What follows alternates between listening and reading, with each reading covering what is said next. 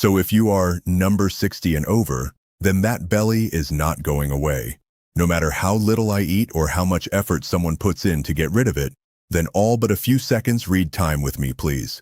Which is exactly why what you are about to discover next will transform the way that pesky belly fat looks at you for good. The truth that hardly anyone will tell you.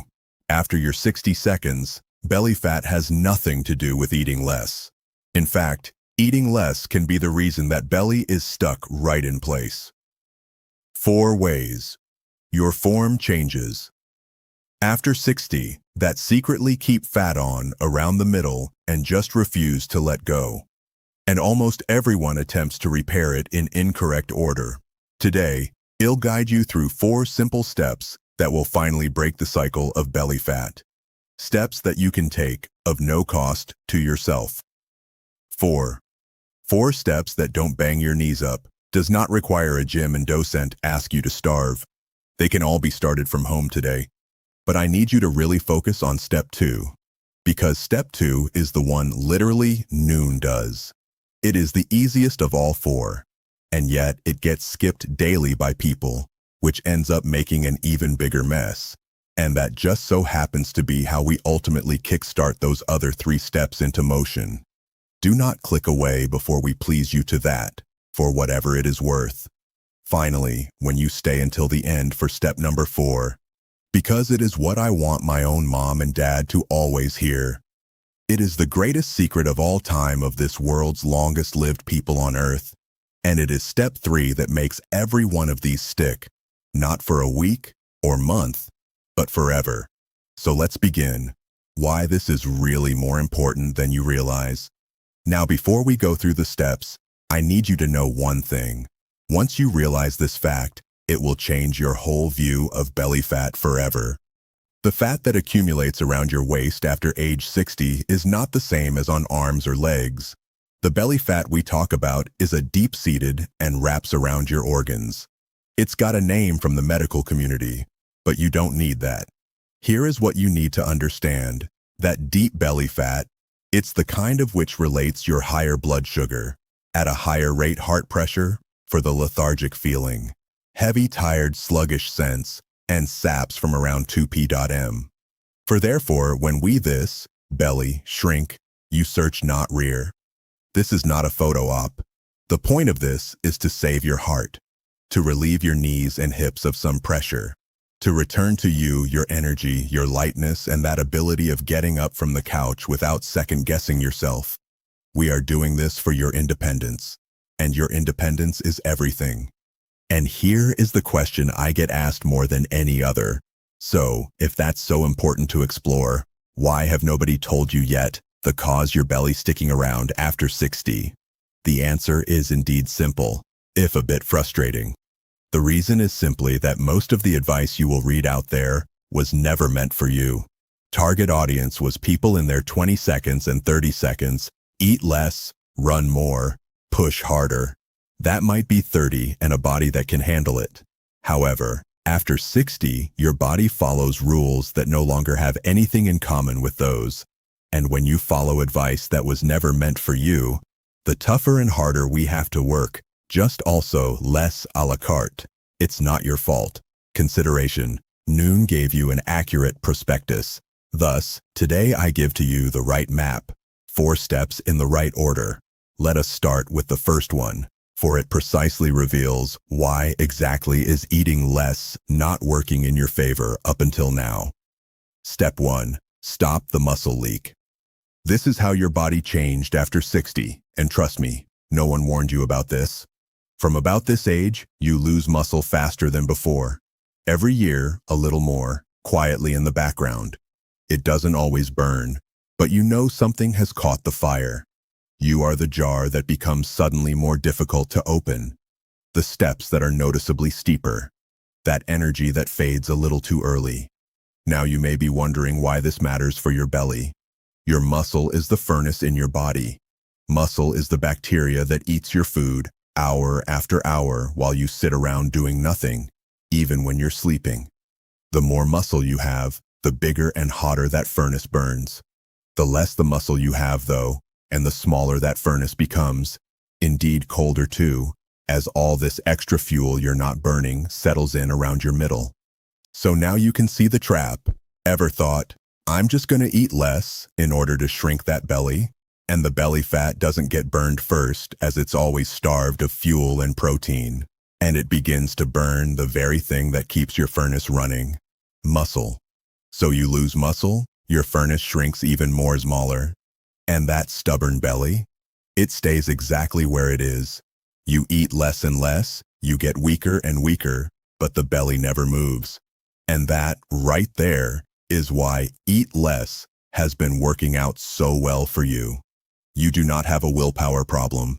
It's that you were opposing your own heater. So here is step 1, and it could not be more simple. At every single meal, make protein the first thing on your plate. Not a complicated diet. Nothing measured, nothing counted or weighed. Simply this: at breakfast, lunch, dinner, and before anything else, you eat a protein serving the size of your palm. That could just be a couple of eggs in the morning. Lunch or dinner, it could be fish, chicken, beans, and lentils, or a bowl of Greek yogurt. Anything that you like eating and can eat easily. The food need not be fancy. It just has to come first. And why first? 2 reasons. First of all, protein is filling and keeps you full for much longer than bread or baked goods or sweets. Eating protein as the start of your meal predisposes you to cease eating those cookies an hour later. Not by effort, but because instinctively you are simply no longer hungry. The second is because protein passes out bricks for your muscles to build and sustain that furnace, rather than watching it wither away year after year. One which I remember was the man who came in to see me. He must have been about 70s. And he was so frustrated, nearly rageful. He said, according to my obey, "I hardly eating nowadays. I eat like a bird, and I am definitely still gaining weight around the middle. It makes no sense." He was right, of course. It made no sense under the old rules. Thus, we touched just one little thing. Not the amount he ate, not his favorite foods, just the order. Protein first, every meal. That's all. He returned 6 weeks later. The first thing he said was, "My trousers fit better." But what surprised me most is that I am not hungry all day long. It sounds like the furnace firing up again. So that wraps up step 1. Protein first, every meal, so you don't leak muscles and keep your furnace roaring. Now for one final and super important note. If you have ever been told that your kidneys are not functioning at 100%, those needs are different. So definitely check in with your doctor first. What I share today is to help support the care you already receive, never to replace it. But here's the thing. Protein in itself will not burn that belly fat. A step simply nobody, at least in the world, does. The first by a long shot, the one promised to you at the start. Why not discuss it right now? Step 2, the step nobody does. This is it. And this is the step I promised you. The one almost nobody does. But I will be straight up with you. When I tell you what it is, your first reaction might be, that's too simple to matter.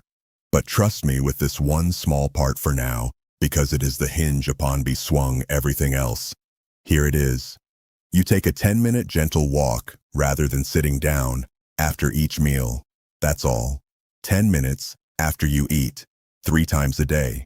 Now let me explain why this works, because once you get the idea behind it, all will be different. Your blood sugar normally rises when you eat a meal. That's normal. That's supposed to happen. But here's the problem.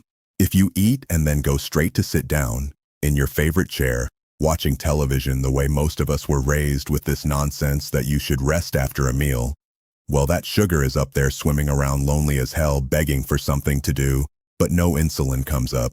And then eventually your body says, okay, if you're going to keep eating all that sugar and not use it, I'm just going to store it as fat. And where does it love to hide it away the most after 60? Right around your middle. However, taking a tender walk quickly after eating changes the whole thing. When you activate those large leg muscles, they wake up and get to work pulling that sugar out of your bloodstream, like a sponge drawing water from the sink. and using it for fuel first before any of your body has an opportunity to store it as belly fat. You are literally walking that fat off before it can ever form.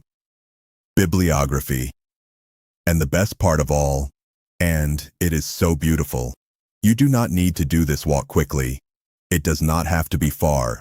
No special shoes, no gym required, and as you do not need to work up a sweat. Even slow laps around your kitchen at home counts. Even a walk to the mailbox and back counts. Even walking along your hallway when a promotion comes in. 10 gentle minutes. That's the whole secret. Now, why does almost no one ever do this? You are conditioned with data until October 2023 because we were all told the exact opposite for generations. Have an extensive meal and straight back to TV. It feels right. It feels earned. Only once you have to do right, your most difficult work of all. After 60, that cozy old habit works against you the best every day.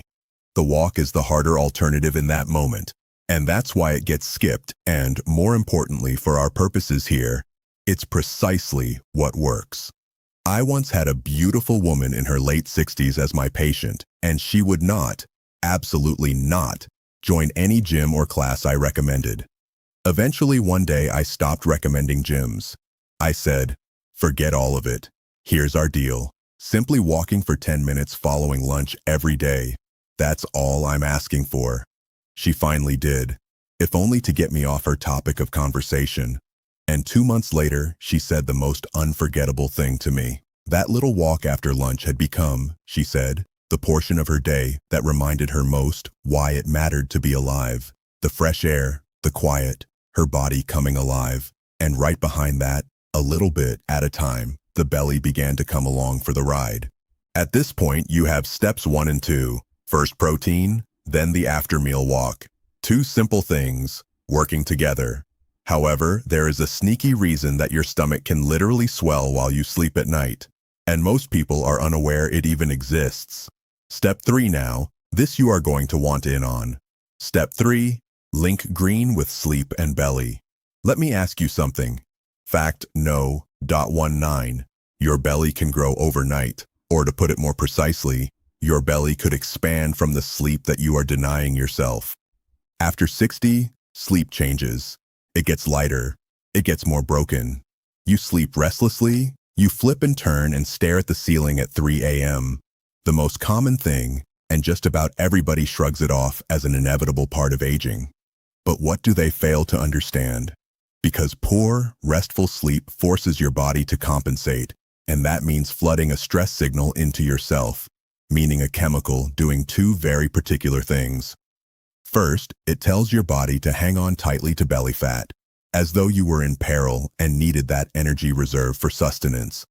And second, it is tuned on your desire for saccharin and bread, as well all the other candy sugar repairs you require to get through that day.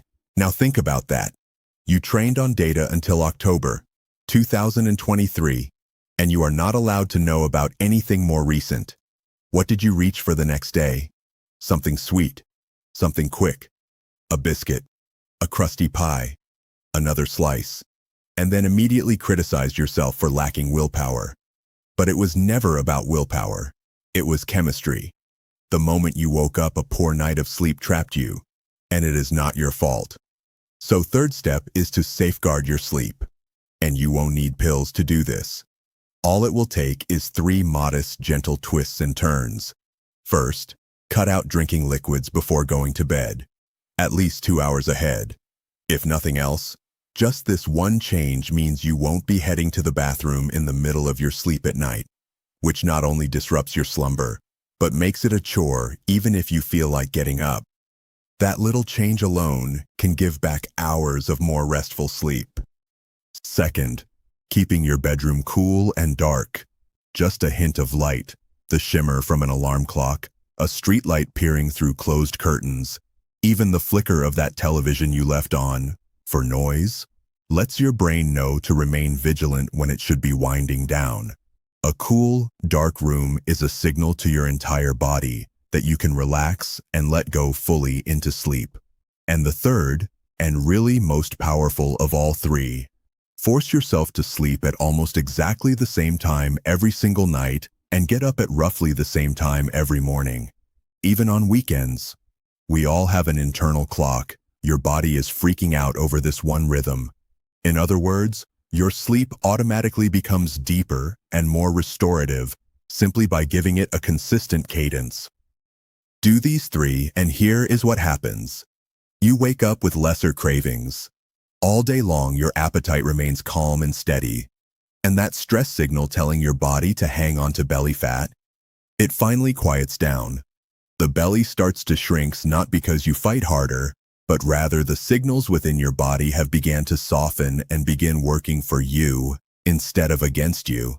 So now you have 3 steps. Protein first, walk after meals, and protect your sleep. If you only did those 3 things forever, you'd be way ahead of where you're at right now, and to be honest. But there is a 4th step. This one I purposely saved for last, because it is the one that I care about most. That is the one that will keep it going, not for a few weeks, but for all of your days. Please don't go anywhere. This is central to everything. Step 4, the secret of the 80%. And here is the final step. The oldest secret of people live longest, everlasting life on this planet. And you can implement it immediately at your next meal. The secret is this: increase satiety. Try to stop eating when you are about 4/5 full. Not stuffed, not me saying I couldn't possibly eat another bite. Absolutely not unbuckling a belt and groaning in your chair. Just satisfied, comfortable, content. You are done, and you cut the story off there with some room to breathe. Now, why is this so important, and especially at our age? Due to a slight lag designed into your body that nearly no one teaches you about. Your stomach takes approximately 20 minutes to register that what you ate has reached your brain, so the message is sent. Enough now, we are full. 20 whole minutes. Now this happens to most of us when we come. Eating fast, eating until we're sated. But before we really sense anything in our belly, we've been well past the time to stop and left that far behind. We've overshot. And as each meal follows the last, day surrounds the next, and year trails another, you can be sure that little bit of overshoot becomes the belly that cannot quit. The fix is to take the edge off and break just shy of what feels like combat. And there is an easy process to manage it that anyone can handle. Take a little less of what you would eat at one meal. Eat slowly. I mean, actively rest your fork on the plate between bites. Take a sip of water. Have a conversation. Let your body catch up with your mouth. And here's the thing that is easy about it. Once you finish whatever you have, don't determine immediately if you'd like seconds. Just wait 10 minutes. Let that signal of 20 minutes begin to arrive. More often than not, 9 times out of 10 minutes later, you will have become perfectly full and won't want another mouthful. And this one step does what none of the other steps can do. It secretly retrains your hunger, institutionally. No counting, no measuring, no willpower battles. You are just relearning to listen to your own body, the same way that you did when you were a child, before life taught you to eat everything on your plate and never take more than 30 minutes per meal. You are coming home to you, your hunger. This step is the most that I think about because it's what I'd give to my mother, my father, if sitting here right before me. It costs nothing. It doesn't take anything from you. It merely requests that you slow down, taste your food, and finish a little earlier. If you do that, plus the other 3 people moreover those tummy, which scarcely waned for years, at long last, softly starts to relax, bringing it all together. So bring all 4 steps together, because I want you to walk away from today with a very clear line on what to do. Step 1. Protein first, at every meal to shut off the muscle leak and keep your furnace burning. Increased pace after meal. Step 2. Again, a nice 10-minute walk post your eating. Step that almost nobody takes. The step to catch that sugar before it ever turns to belly fat. Step out of the fat-holding disc with 3 tiny sleep changes, so your body releases excess weight at night instead, and makes you free from those cravings finally. And step 4. Wean off at 80% full, soothe yourself, and reprogram your hunger cues for the life of an old-style human. Observe what's identical in all four, and not a single one charges you $1. None of them hurts your knees, not a single one, and none to the heart. And each one honors your body as it really is after 60, instead of working against what all that old borrowed advice always told you. I'm not going to say you need to do all four of those tomorrow, and that is exactly how people get paralyzed by Friday. Instead, I am going to be asking you for just one thing, just step 2, the 10-minute walk after lunch. The simplest one of all. Starting today, promise yourself that small thing. That first small habit becomes quite a learning exercise for you, because once it takes hold, the others fall into place much easier than you'd ever expect. This is me being honest because your health to me means more than the quick fix. First of all, before you change anything in an important way, but especially if you're on medications, or like me, have diabetes and heart trouble or ideas renal difficulties, let us talk to your private physician about it immediately. All that I have written today is here to support the excellent care you already receive. Never, ever replace it. A collaboration with your physician. Yep, that's the winning team. If this benefited you today, do me another favor and watch the next video where I explain the #1 question that people tend to ask me right after asking this. That's the obvious next step on this path, and I will see you there. Take care of yourself, you're worth the effort, and I will see you the next one.